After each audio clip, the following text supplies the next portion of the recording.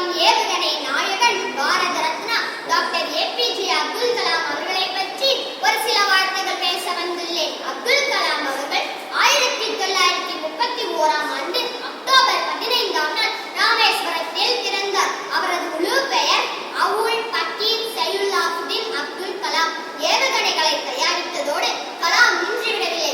Polio நோயால் பாதிக்கப்பட்டவர்களுக்கு குறைந்த கணத்தில் உலோக கருவிகள், இதய நோயால் பாதிக்கப்பட்டவர்களுக்கு பேஸ்மேக்கர் கருவிகள் போன்றவற்றையும் கண்டுபிடித்துள்ளார். சிறந்த இசை மேதை எனது பயணம் என்ற கவிதை தொகுப்பின் ஆசிரியர் நம் கலாம் அவர்கள்.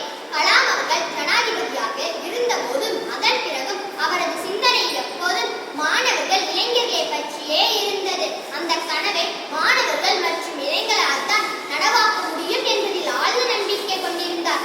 அதற்காக மாணவரிடம் தன்னம்பிக்கை ஏற்பட்ட கனவு காணுங்கள். அந்த கனவு உறக்கத்தில் வரும் கனவாக இருக்கக்கூடாது, உறக்கத்தை விரட்டும் கனவாக இருக்க வேண்டும் என்று எடுத்துக் கூறியார்.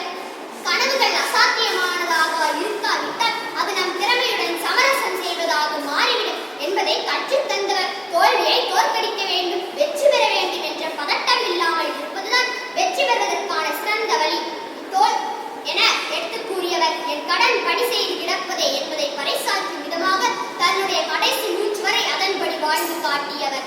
கலாம் அவர்கள் கடந்த ஜூலை திங்கள் 27ஆம் நாள் இம்மண்ணுலகை விட்டு விண்ணுலகம் சென்றார். தமது விலைமதிப்பற்ற பிறப்பால் உலக வரைபடத்தில் தமிழகத்தை அடையாளம் காட்டிய பிதாமகர் கலாம் அவர்களின் பிறந்த நாளான அக்டோபர் 15 இளைஞர் எழுச்சி நாளாகும். இந்த ஆண்டுதோறும் சுதந்திர தினத்தன்று விஞ்ஞான வளர்ச்சி, மனிதவியல் மற்றும் மாணவர் நலன் ஆகியவற்றுக்கு பாடுபட்டு வரும் தமிழகத்தை சேர்ந்த ஒருவருக்கு டாக்டர் ஏபிஜே அப்துல் கலாம் விருது என்ற ஒரு விருது வழங்கப்படும் என்று அறிவித்து அவருக்கு பெருமை சேர்த்துள்ளது நம் தமிழக அரசு.